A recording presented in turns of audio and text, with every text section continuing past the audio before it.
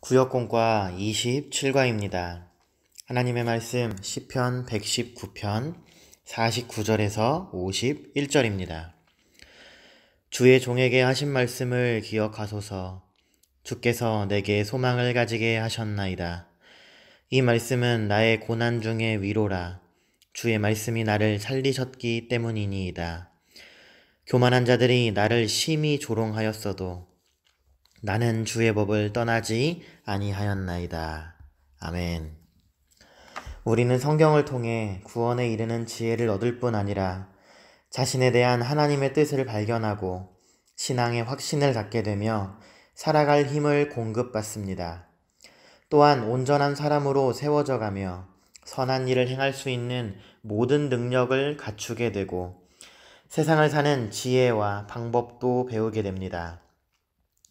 성경이 그렇게 많은 유익을 우리에게 줄 수 있는 이유는 두말할 필요 없이 성경이 성령의 영감으로 기록된 하나님의 말씀이기 때문입니다.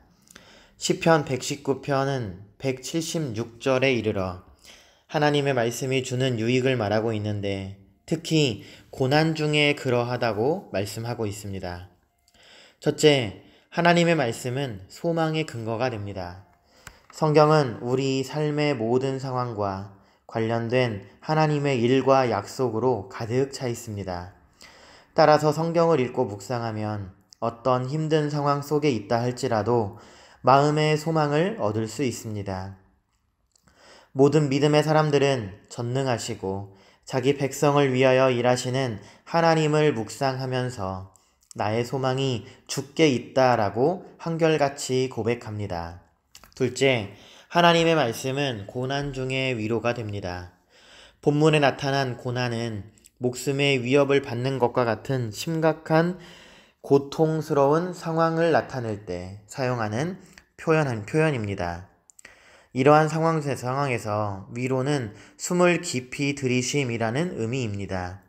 따라서 고난 중의 위로라는 말은 숨이 막히고 금방 멎을 것만 같은 상황에서 깊은 쉼을 쉴 수 있도록 만들어준다라는 뜻입니다.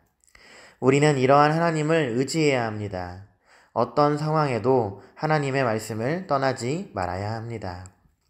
셋째, 어떤 상황 속에도 우리는 하나님의 말씀을 떠나지 말아야 합니다. 성경이 주는 유익을 다 받아 누리기 위해서는 하나님의 말씀을 떠나지 말아야 합니다. 여기서 떠난다 라는 말은 벗어난다, 피한다 라는 의미로 배교나 충성심을 저버린 경우에 사용하는 말입니다. 저자는 교만한 자들이 자기를 심히 조롱하는 상황에도 하나님과 하나님의 말씀에 대한 믿음을 저버리지 않았고 그로 인해 하나님의 위로와 소망을 얻을 수 있었습니다.